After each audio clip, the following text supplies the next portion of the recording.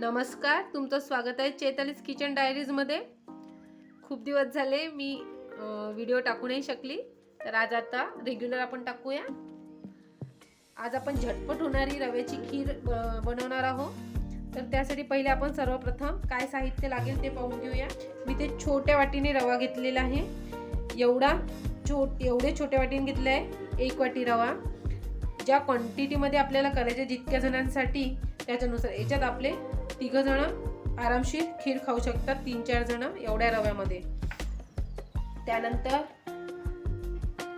1 चम्मच तूप घेतलेला आहे, 1 मोठी वाटी दूध घेतलेला आहे, साखर आपण कमी जास्त करूया आपल्या चवीनुसार। ज्यांना जास्त गोड पाहिजे असेल तर 1 वाटी इथे घेतलेली आहे, विलायची पूड घेतली आहे आणि 1 ग्लास पाणी घेतलेलं आहे। तर आजच्या आपल्या रेसिपीला आपण सुरुवात करून घेऊया।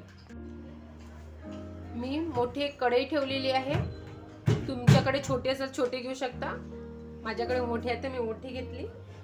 आणि त्यानंतर गॅस ऑन केलेला आहे।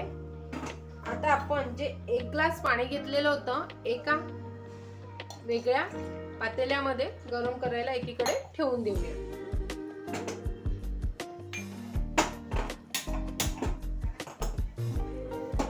पाणी इकडे ठेवून दिलेलं आहे गरम करायला। आता आपली पॅन गरम झालेला आहे, तर सर्वप्रथम आपण तूप टाकून घेणार आहोत।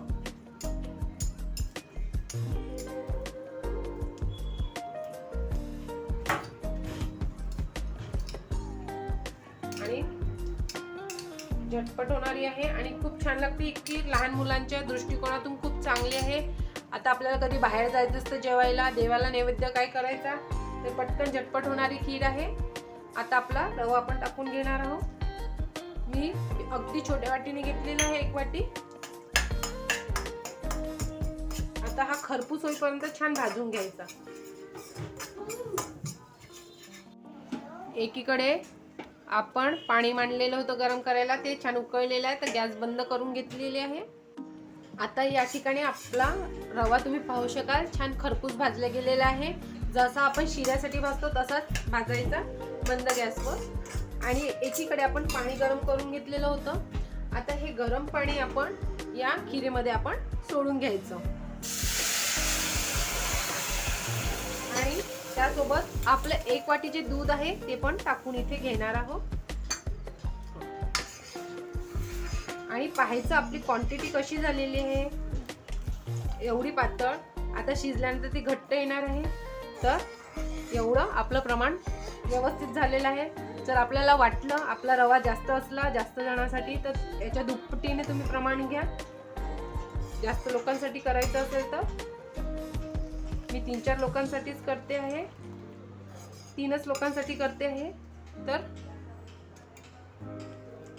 पाहू शकाल तुम्ही इथे क्वांटिटी। आता मला इथे लगेच ही घट्ट होताना दिसते आहे खीर, तर मी आणखी थोडं वाटीभर पाणी गरम करायला ठेवलं आणि ते याच्यामध्ये थोडं ॲड करून घेते, कारण की शिजायला थोडं पाणी पाहिजे, तर अजून पाणी थोडं ॲड करून घेतलेलं आहे। 1 ग्लास आणि 1 वाटी पाणी आपल्याला या ठिकाणी लागलेलं आहे, तुम्ही पाहू शकाल।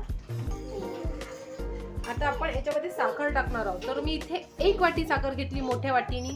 आता या वाटीने आपण रवा घेतला होता, तर या वाटीने मोजून टाकून घेऊया आपण साखर। बघू शकाल तुम्ही, पहा 1 वाटी बरोबर आहे आणि थोडीशी। जर तुम्हाला जास्त गोड पाहिजे असेल तर आणखी टाका, कमी गोड पाहिजे असेल तर 1 वाटीला 1 वाटी प्रमाण टाका। या ठिकाणी आपण साखरेचं प्रमाण कमी जास्त करू शकतो। त्यानंतर दूध जास्त टाकायचं असेल, पाणी कमी टाकायचं असेल तर दूध जास्त टाकायचं, पाणी कमी टाकायचं, आपल्यानुसार आपण त्याच्यात चेंजेस करू शकतो। पण खीर ही खूप छान चविष्ट लागते आणि झटपट होणारी आहे। त्यानंतर आपण इथे विलायची पूड केलेली होती, ती पण याच्यामध्ये ॲड करून घेऊया। आणि मी इथे बदामाचे आणि काजूचे बारीक बुरका करून घेतलेला आहे, तो पण याचे टाकून घेणार आहे। आता हिला अगदी 2 मिनिटं शिजू द्यायचं। आपण साखर ॲड केलेली होती, विलायची पूड आणि बदाम आणि काजूचे काप टाकून त्याची पूड केलेली होती, ती पण टाकलेली आहे। आता आपली खीर पहा छान घट्ट आलेली आहे आणि साखर पण मिसळल्या गेलेली आहे. तर या ठिकाणी मी गॅस बंद करते. तुम्ही पाहू शकाल एवढ्याशा रव्यापासून आपली एवढी सारी खीर तयार झालेली आहे. सॉरी. आणि झटपट होणारी आहे. अगदी आपल्याला 10 मिनिटं लागतात ही खीर बनवायला. देवाच्या नैवेद्यासाठी गोड आपण काहीतरी करतो, तर हे नक्की ट्राय करून पहा खीर. आणि लहान मुलांना तर खूप आवडते. आता मी एका बाउल मध्ये खीर काढून घेते. ती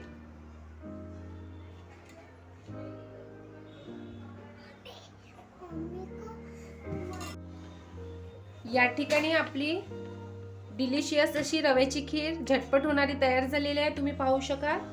आणि पहा एवढी छान, एवढी गाढी झाली पाहिजे.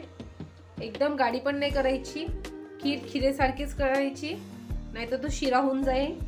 आणि पाण्याचं प्रमाण, दुधाचं प्रमाण व्यवस्थित टाकायचं.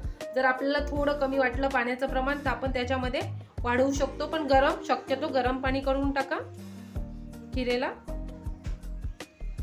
तर अशी झटपट होणारी रव्याची खीर आहे. देवाच्या उपहाराकरिता पण आपण करू शकतो.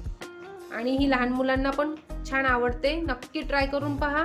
जर तुम्हाला माझा व्हिडिओ आवडला असेल तर लाईक करा, शेअर करा, सबस्क्राईब करायला विसरू नका चैतालीस किचन डायरीजला. पुन्हा भेटूया आपल्या निरनिराळ्या रेसिपी सोबत.